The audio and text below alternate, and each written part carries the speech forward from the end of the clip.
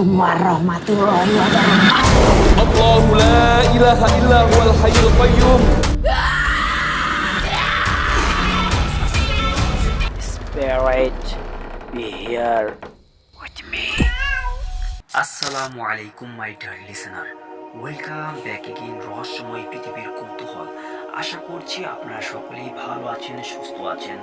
আল্লাহর রহমতে আমি ভালো আছি বলেই আজকে আপনাদের মাঝে নতুন আরও একটি দুর্দান্ত ভয়ঙ্কর ভৌতিক ঘটনার ভিডিও নিয়ে চলে আসলাম।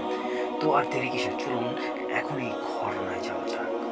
উত্তরের ভাঙ্গা বেড়া রান্নাঘরের ভিতর থেকে ভেসে আসছে পেঁয়াজ হলুদ কষানো দৈত্যাতিক রুই মাছের মাথার সুন্দর গ্রান। রাতের শেষ প্রহরে এই কষানো এই মাছের সুন্দর গ্রান যেন ঘুমিয়ে থাকা গোটা গ্রামের মানুষদের জাগিয়ে সেই গ্রানের নেশায় মাতাল করে তুলবে। তবে সে গ্রান সকলকে পাগল করলেও রাঁধুনির মনে ভালো লাগার কোনো আঁচ কাটতে সক্ষম হচ্ছে বলে মনে হচ্ছে না। এক হাতে সুতি কাপড়ের ছেঁড়া আঁচলটা সামলে অন্য হাতে উনুনে জাল দিতে ব্যস্ত সেই মাতাল গ্রান তৈরি করা রাঁধুনি হুসনেরা বানু। ভ্রু কুচকে নাক ছিটকে মনের মধ্যে এক অজানা ক্ষোভ নিয়ে আনমনে উনুনে শুকনো পাতা গুজতে লাগলো হুসনেরা বানু। এই রাতের শেষ প্রহরেই রুই মাছের মাথা রান্নার ফরমাশ এসেছে তার স্বামী গফুর মিয়ার কাছ থেকে। গফুর মিয়া জাতের জেলে, এই গ্রামে বা তার আশেপাশে 2-3 গ্রাম গফুর মিয়ার মতো এমন পাকা জেলে খুঁজে পাওয়া প্রায় অসম্ভব। আজ পর্যন্ত এমন কখনো হয়নি যে গফুর জেলে জাল পেতেছে আর তার জালে মাছ ওঠেনি। নিজ গ্রাম সহ আশেপাশের 2-3 গ্রামে গফুর মিয়া গফুর জেলে এই নামে পরিচিত। মাছ পাওয়া, সঠিক জায়গা চিহ্নিত করার দক্ষতা, জাল ফেলার কৌশল আর নিজের অভিজ্ঞতা, এসব কিছু গফুর মিয়াকে এত পাকা জেলে বানিয়েছে। তবে স্বামীর এত খ্যাতিতে খুশি নেই হুসনেরা বানু। তার প্রধান কারণ স্বামীর পেশা গুছোতে পারছে না তার সংসারের দরিদ্রতার কালো অধ্যায়।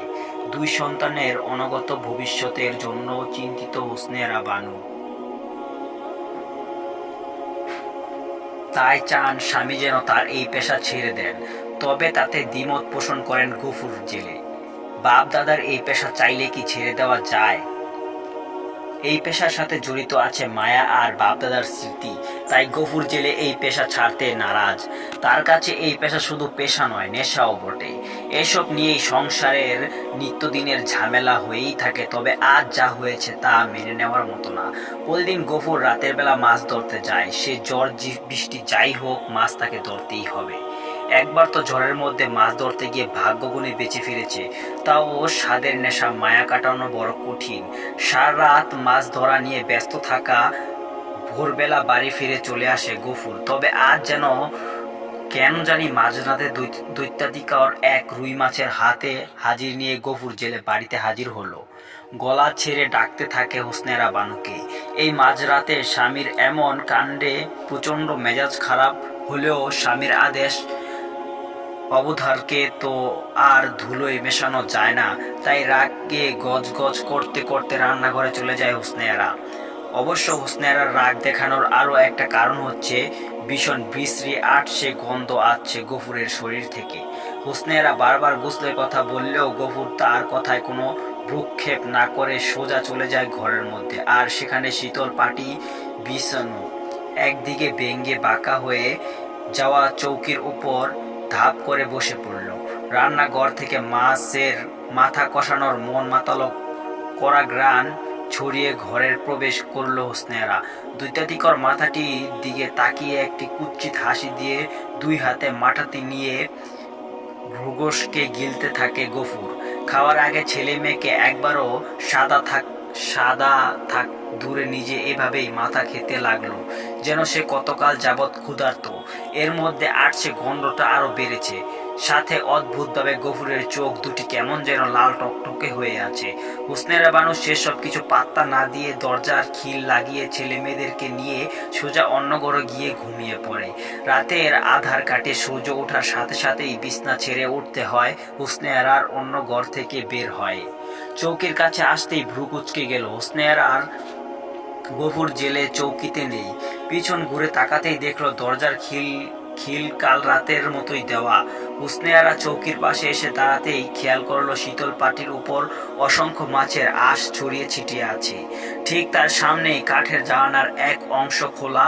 হুসনে আরার চোখে ছানা বড়া হয়ে গেল। কাল রাতের সবকিছু একবার মনে করে হুসনে আরার ভিতর হৃৎপিণ্ডটা একবার ধক করে উঠল। কেন এক অলক্ষণে সংখ্যা বাসা বাঁধল মনে। সেই দৌড়ে গিয়ে দরজা খুলে বাইরে গিয়ে গফুর জেলেকে খুঁজতে লাগলো। হঠাৎ গ্রামের এক ছেলেকে শরীফ বাতাসের মতো দৌড়ে এসে হুসনে আরার দিকে চোখ বড় বড় করে তাকিয়ে কাপা হাতে দিঘির পাড়ের দিকে কিছু একটা ইশারায় দেখাতে লাগলো। ততক্ষণে ছেলেমেয়েরাও ঘুম থেকে উঠে গেছে। হুসনে আরা শরীফের পিছন পিছন ছুটে গেল দিঘির পাড়ে। ছেলেমেয়েরাও মায়ের পেছনে লাগলো, ছুটলো।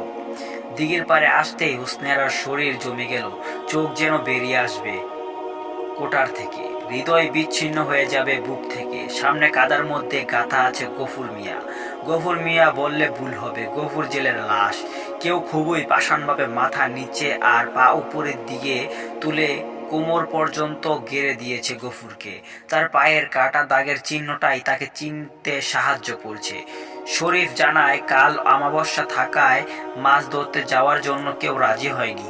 তবে জো এর কারণে ভালো মাছ পাওয়া যাবে সেই নেশায় গফুর একাই গিয়েছিল মাছ ধরতে। তাকে বারণ করার পরও সে শুনেনি। মুহূর্তে হুসনে আরার সামনে সব ঝাপসা হয়ে গেল। স্বাদের নেশায় মায়া কাটানো বড়ই কঠিন। ঘটনা রুই মাছের মাথা, লেখক আসমা আক্তার। তো এই ঘটনাটি আপনাদের কাছে কেমন লাগলো অবশ্যই গল্পের লেখার ভুল ত্রুটি ক্ষমা সুন্দর দৃষ্টি দেখবেন। আর হ্যাঁ, অবশ্যই কমেন্টে লিখে জানাতে ভুলবেন না আজকের ঘটনাটি কেমন লাগলো আপনাদের মাঝে। তো ভালো থাকবেন এবং সুস্থ থাকবেন। দেখা হচ্ছে পরবর্তী আরো একটি দুর্দান্ত ভয়ঙ্কর ভৌতিক ঘটনার ভিডিও। আল্লাহ হাফেজ।